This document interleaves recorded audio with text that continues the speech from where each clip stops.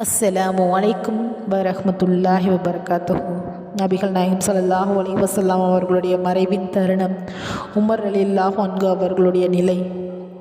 மதீனாவில் அந்த நாள் மிகவும் கனமான நாள். மக்கள் மனசில் ஒரு அசாதாரண அமைதி, ஏதோ நடக்க போகுது என்ற உணர்வு. நபிகள் நாயகம் ஸல்லல்லாஹு அலைஹி வஸல்லம் அவங்க நோயால் பலவீனம் அடைந்துட்டு தான் இருந்தாங்க. சில நாட்களாகவே உடம்பு சரியில்லை அவருக்கு. ஒரு நேரத்தில் அந்த செய்தி பரவ ஆரம்பித்தது. அது என்னென்னா, நபிகள் நாயகம் ஸல்லல்லாஹு அலைஹி வஸல்லம் அவர்கள் மறைந்து விட்டார்கள். இன்னா லில்லாஹி வ இன்னா இலைஹி ராஜிஊன். அந்த ஒரு செய்தி மதீனாவை அதிர வைத்தது. உமர் இப்னு அல் கத்தாஃப் ரலியல்லாஹு அன்ஹு அவர்கள் அந்த செய்தியை கேட்டவுடன் அதை ஏற்க முடியவில்லை. அவர் அதிர்ச்சியில், மனவேதனையில் தன்னை கட்டுப்படுத்த முடியாமல் சொன்னார், யார் சொல்கிறாங்க நபி ஸல்லல்லாஹு அலைஹி வஸல்லம் இறந்துட்டாங்கன்னு? அது உண்மை இல்லை. அவர் தன் இறைவனிடம் போயிருக்கார். மூசா அலைஹி வஸல்லம் அவர்கள் மாதிரி திரும்பி வருவார். யாராவது அவர் இறந்துட்டாங்கன்னு சொன்னீங்க, நான் அவரை தண்டிப்பேன். அவரது குரல் கோபம் மட்டும் இல்லை, அது ஒரு ஆழமான அன்பு, அது ஏற்க முடியாத வலி. அந்த நேரத்தில் அபூபக்கர் சித்திக் ரலியல்லாஹு அன்ஹு வந்தாங்க. அவங்க நேராக நபிகள் நாயகம் ஸல்லல்லாஹு அலைஹி வஸல்லம் அவங்கள பார்த்தாங்க.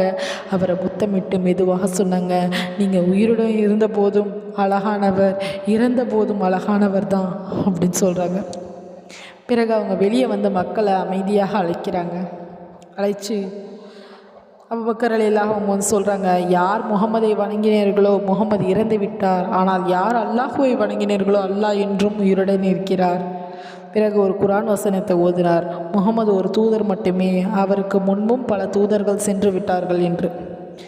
அந்த வசனம் கேட்ட உடனே உமர் ரலியல்லாஹு அன்ஹு அவங்களுடைய கால் நடுக்க ஆரம்பிச்சிச்சு. ஏன்னா இந்த வசனம் நான் இதுவரை கேட்டதே இல்லாத மாதிரி இருக்கிறதே அப்படின்று அவர் உண்மையை உணர்ந்தார். அவர் அமைதியானார். இந்த சம்பவம் நமக்கு கற்றுக் கொடுத்தது என்னன்னு பார்த்தோன்னா, நபிகள் நாயகம் ஸல்லல்லாஹு அலைஹி வஸல்லம் அவங்களுடைய மீது அன்பு உயர்ந்தது.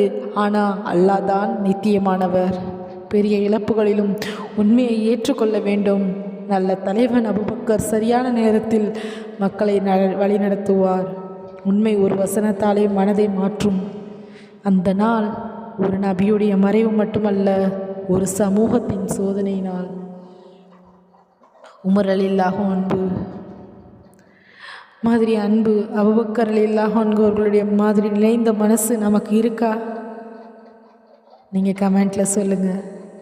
இந்த பயான் உங்களுக்கு பிடிச்சிருந்துச்சுன்னா லைக் பண்ணுங்கள், ஷேர் பண்ணுங்கள், சப்ஸ்கிரைப் பண்ணுங்கள். மீண்டும் ஒரு அழகிய பயானுடன் நாளை உங்களை சந்திக்கிறேன்.